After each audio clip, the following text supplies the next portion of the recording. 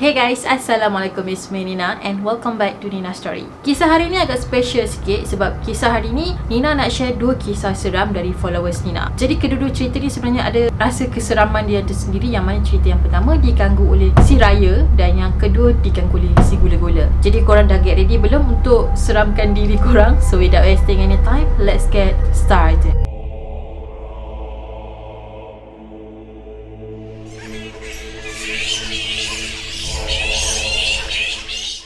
Okey, cerita seram yang pertama ni terjadi semasa sebelum PKP dulu. Jadi ada satu family ni nak ke Kedah sebab ada saudara diorang yang kahwin. Tapi Nina tak boleh nak reveal siapa pencerita dia sebab dia minta untuk Nina hidekan dia punya nama sebenar. Tapi tak apa, Nina akan bagi nama gelaran kepada dia sebagai Amy. Jadi pada satu malam tu, Amy dengan family dia seramai 4 orang naik satu kereta. Jadi dalam kereta tu semua perempuan lah, diorang on the way ke Kedah. Diorang pun bertolak lah dari rumah dan sampai ke Kedah lebih kurang pada pukul 4 pagi macam tu. Dah sampai rumah saudara diorang ni, diorang decide tak nak tidur sebab yelah subuh kan tak lama lagi dah. Tapi biasalah kalau rumah kenduri ni mesti akan ramai dengan sepupu sepapat yang balik datang dari jauh kan. Jadi bila dah sampai rumah tengok orang pun dah berkelimpangan tidur, diorang pun macam tak apalah, kita orang tunggu sampai subuh lah. Lagipun diorang ni ada booking homestay. Jadi dah masuk subuh, diorang pun dah solat apa semua yang lain pun dah bangun. Diorang pun pergilah ke homestay yang diorang dah booking tadi. Homestay tu pula tak jauh dengan rumah saudara diorang tadi. Lebih kurang selang 5 buah rumah je. Masuk je dalam homestay, Amy dengan adik-beradik yang lain ni pun berebut lah nak pilih bilik mana yang diorang nak tidur. Lepas tu benda biasa yang kita akan buat, mestilah kita akan check kan keadaan rumah homestay tu macam mana, okey ke apa ke. Jadi kita mestilah akan pergi tengok dulu. So Amy kata homestay ni sebenarnya satu tingkat dan dia ada 3 bilik dan juga ada 2 bilik air. Homestay ni dia dalam keadaan memanjang. Jadi dia punya depan tu ruang tamu, hujung rumah tu adalah dapur. Bilik pertama dengan bilik kedua dia ambil oleh family Amy. Manakala bilik yang ke-30 mak saudara dia ambil. Masa awal diorang masuk rumah tu memang tak ada apa-apalah. Tapi ada satu benda yang pelik. Sebabnya dekat rumah tu memang banyak sangat Yasin. Buku Yasin tu pula diorang selit dekat celah pipe suis. Kalau korang perasan kan, macam ada apa tu, macam orang kata ada pipe suis dekat pintu-pintu bilik tu kan, macam nak switch on lampu kan. So dekat batang pipe suis tu diorang selit buku Yasin. Boleh dikatakan dekat setiap batang-batang lampu tadi tu memang ada Yasin. Lepas tu pula dekat tengah rumah ada sebuah Quran yang besar. Awal tu diorang macam okey, tak ada apa-apalah. Diorang fikir mungkin tuan rumah ni macam sajalah letak dekat situ ke, in case penyewa nak baca ke apa kan. Sebenarnya diorang ni sewa 2 homestay. Homestay yang satu lagi tu memang tak ada pun macam tu. Cuma homestay yang diorang duduk ni ada Yasin yang diselitkan dekat rantai-rantai tempat ni. Jadi lepas diorang dah check apa semua, diorang pun decide lah nak mandi, nak rest apa semua. Jadi dekat homestay tu sekarang ni tinggal Amy dengan 2 adik dia. So adik dia yang 2 orang ni pergi masuk mandi. Jadi tinggallah Amy ni yang tengah tunggu turn untuk mandi. Masa dia tengah tunggu tu, tiba-tiba dia dengar macam ada orang ketuk pintu belakang rumah. Maksudnya pintu dekat dapur. Tapi Amy ni tak takut lagi lah sebab masa tu baru pukul 8 pagi kan. Mana ada hantu nak kacau pukul 8 pagi. Dia pun masa tu masih lagi berani. Dan dia pun pergilah buka pintu dapur tadi nak tengok siapa yang ketuk. Tapi yang peliknya, pintu dengan pagar belakang rumah tu sebenarnya jauh. Macam impossible kalau orang nak ketuk. Lepas tu Amy ni macam husnuzon sikit lah.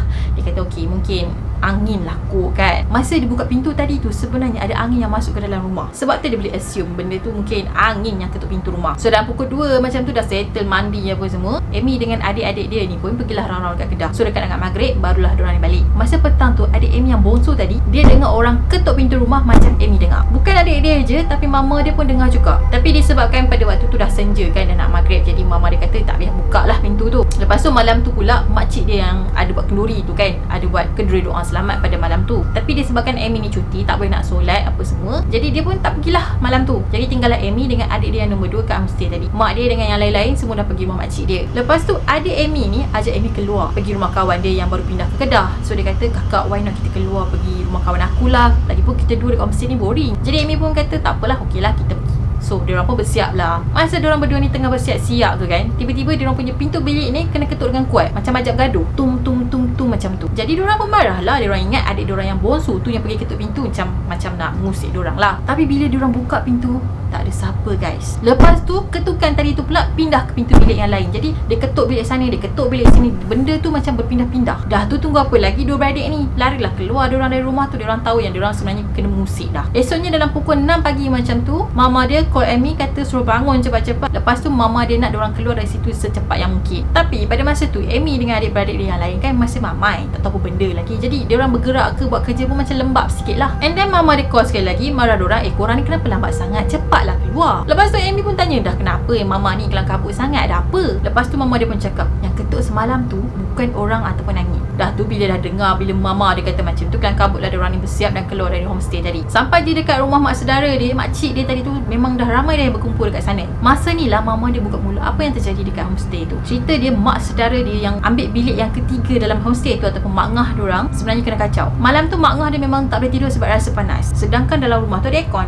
Dia punya tak boleh tidur tu sampai berpeluh. Rasa macam bahang sangat. Lepas tu tengah duduk tidur tu, tiba-tiba mak ngah dia terbangun sebab mak ngah dia rasa macam ada kuku yang panjang dekat kaki dia. Tapi disebabkan mak ngah dia pada masa tu pun tengah mamai lagi kan, jadi dia pun macam ignore je lah. Tapi tak lama lepas tu mak ngah dia buka mata balik sebab mak ngah dia rasa macam ada something yang tak kena. Nah, pada masa ni lah si mak ngah dia tadi tu ternampak si raya tengah bertenggek dekat atas kepala guys. Uish, aku dah meremang. Meremang.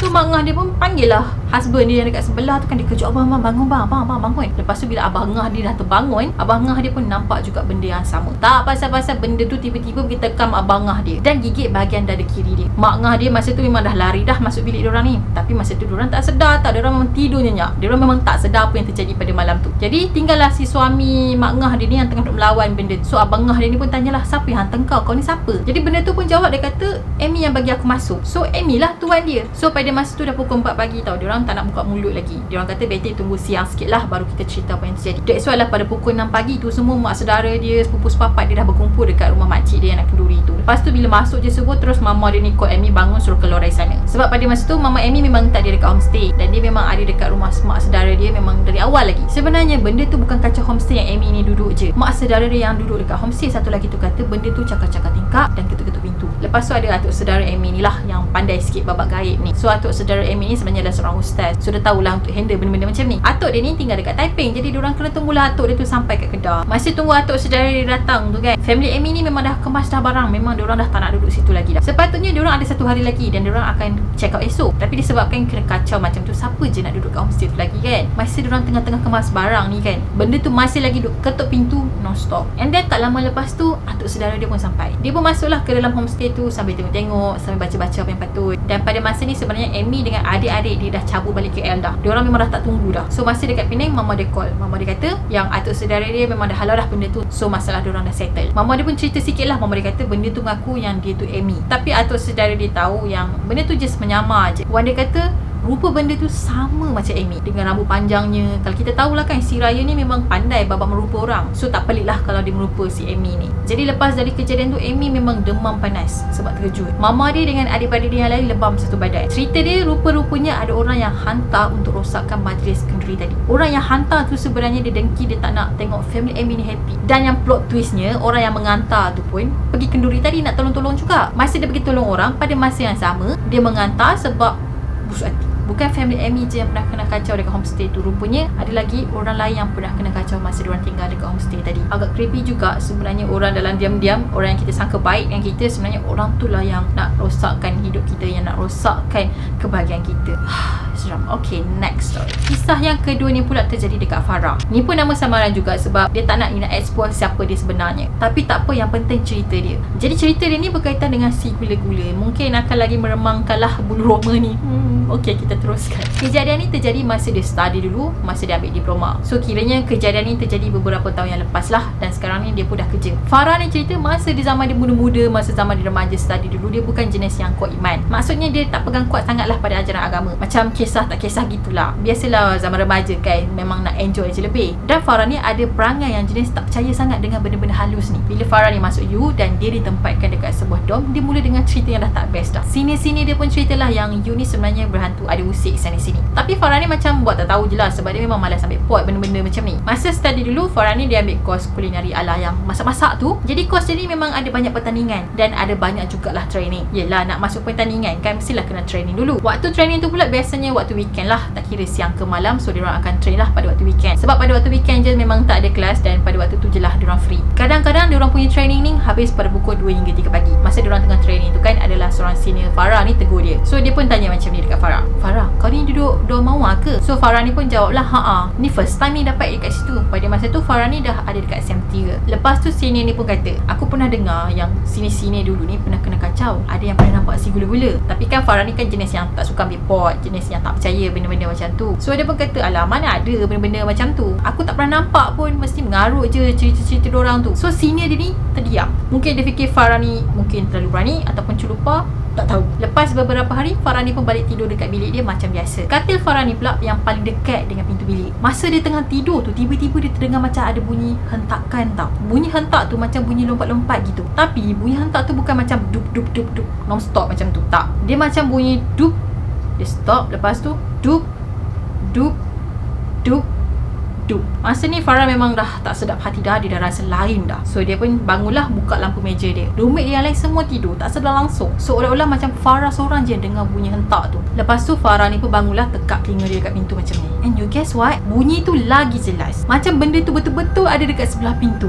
Macam diorang ni just dipisahkan dengan pintu je. So diorang macam duduk sebelah-sebelah. Panik punya pasal, Farah ni terus lompat atas katil dan dia diam kat situ. Nak baca ayat-ayat pelindung pun masa tu dia tak berperhati sangat. Jadi pada masa tu dia just ingat surah An-Nas je. So surah An-Nas tu dah dibaca berulang kali sampailah bunyi hentak tu diam macam tu. Lepas dari kejadian tu, macam-macam kejadian pelik yang Farah ni hadap. Dia pernah terjumpa ada satu laba-laba yang besar dalam sinki. Bukan dia tak pernah jumpa laba-laba sebelum ni, tapi tak pernah sebesar tu. Bukan tu je tau, dia pernah balik bilik lewat sebab dia pergi study dekat bilik kawan dia. So masa dia nak keluar daripada lift dorm dia tu, dia ternampak ada titisan darah. So dia pun follow lah titisan darah ni, dan dia terjumpa kepala burung tanpa badan. Ush, this crazy, okay. Tapi kan Farah ni dia tak fikir apa-apa tau. Dia just fikir mungkin benda tu kebetulan je. Disebabkan Farah ni lambat nak realise dan dia pun lambat nak take action, keadaan dia semakin worse. Beberapa minggu lepas tu, dia mula dapat mimpi yang menakutkan dan mengerikan. Dia pernah mimpi yang dia ni kena rogol berkali-kali. Dan dia kata benda tu dia rasa macam real. Setiap kali dia terbangun dari tidur disebabkan mimpi tadi, mesti dia akan berpeluh-peluh. Kalau sebelum ni dia jarang mimpi benda-benda macam tu, tapi makin lama mimpi tu jadi makin kerap. So macam setiap hari Farah akan mimpi benda yang sama. So disebabkan Farah ni dah trauma sangat dengan mimpi tadi, dia jadi seorang yang penakut. So dia terpaksa tidur sekatil dengan roommate dia. And then masuklah pada cuti SEM, Farah ni pun baliklah ke rumah, tapi dia tak cerita apa-apa langsung dekat parents dia. Bila dah balik rumah, of course lah dia akan tidur seorang. Dan macam biasalah, dia akan mimpi dia kena rogol dan dia rasa benda tu real. Contohnya macam dia kena pegang kaki, tangan apa semua tu. Benda tu dia rasa real dan dia tak boleh nak bergerak. Seolah-olah macam dia tengah sleep paralyzed. So the next day tu, Farah ni pun decide nak tidur dengan adik dia sebab dia memang dah takut. Dan macam biasa, mimpi Farah ni pun datang. Bukan setakat Farah je, adik dia pun kena kacau. Yang mana bila esok pagi tu, adik dia pun cerita dekat Farah. Dia kata malam tadi dia rasa macam ada benda yang gigit kaki dia. Dan pada malam esok tu, lagi teruk Farah ni kena kacau. Malam tu dia tidur terlentang, yang mana badan dia menghadap ke dinding, and then kepala dia ni dia menghadap ke ruang kosong macam tu. So dia tidur macam ni lah,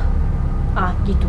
Malam tu macam biasalah, mimpi ngeri dia pun datang. Dan dia pun terbangun dalam keadaan yang sama, iaitu dalam keadaan tidur terlentang. And the worst part adalah ada si gula-gula tengah menghadap ke Farah, guys. Ya Allah, aku dah meremang. Jadi bila dia terbangun tu kan, dia tidur dalam keadaan terlentang, dia tidur macam tu. So bila dia terbangun pun keadaan dia yang sama.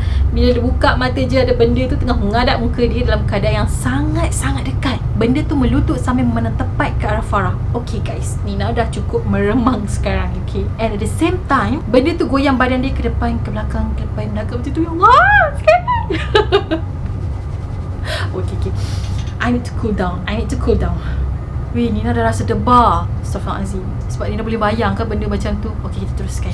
Farah ni memang dah tak boleh gerak pada masa tu. Kaki dengan tangan dia memang macam kena kunci. Bukan tak boleh nak gerak, nak jerit pun tak boleh. Masa dia tengah struggle nak gerak tu kan, finally dia dapat gerak juga lepas dia sebut Allah berkali-kali. Dan pada malam tu Farah memang tak boleh tidur langsung sebab dia memang dah trauma sangat. Pagi tu dia pun ceritalah dekat mak dia tentang apa yang terjadi. So mak dia kata, kau ni makin teruk ni kak. So dia orang pun pergilah berubat dekat seorang ustaz ni. Sampai je dekat rumah ustaz tu marah Farah. Dia kata kenapa lambat sangat datang berubat, sebab benda ni memang berbahaya. Dan benda ni dah ikut Farah dah lama dah dekat setahun. Memang bising lah ustaz tu, sebab bila dah keadaan teruk baru Farah tu datang berubat. So ustaz tu pun explain lah yang sebenarnya benda tadi tu adalah jin lelaki yang dah suka ataupun dah jatuh cinta dekat Farah. Ustaz tu kata lagi yang Farah ni sebenarnya dah terima lamaran jin tadi tu dalam mimpi dia. Mungkin Farah tak sedar. Even benda tu dah follow Farah ni dah lama, tapi baru sekarang dia berani untuk tunjuk muka dia. Jadi kata ustaz tu, benda tu tunjukkan diri dia, tonjolkan diri dia sebab dia rasa dia dah makin selesa dengan Farah. So macam ibarat dulu ni dia malu-malu nak tunjuk muka dia. Jadi bila dia tunjul, kau, dia keluar muka si gula-gula. Sebab aku tak takut. takut. Seminggu jugalah ustaz ni tolong Farah untuk hantar benda tu balik ke tempat asal dia, dan dia pun bantu jugalah Farah untuk hilangkan kesan bau benda tu dekat Farah. So maksudnya ustaz ni akan hilangkan bau dekat Farah supaya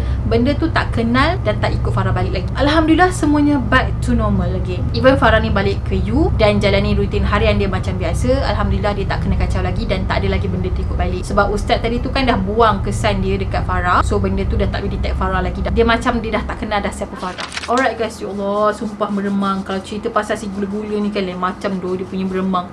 Okay guys, itu sajalah perkongsian 2 kisah seram dari followers Nina. Kalau korang ada cerita seram yang korang nak kongsikan dengan Nina juga, korang boleh DM Nina dekat IG Nina_Arifin, ataupun korang boleh email dekat Nina Story Business dekat sini. Okay, korang just email je dan story kisah korang. Pastikan cerita korang ni bukan rekaan, okay? Kalau boleh daripada pengalaman korang lah. Dan itu sajalah, dan Nina harap korang enjoy dan rasa seram dengan cerita ni, dan kita akan jumpa lagi in next video. Bye. Assalamualaikum.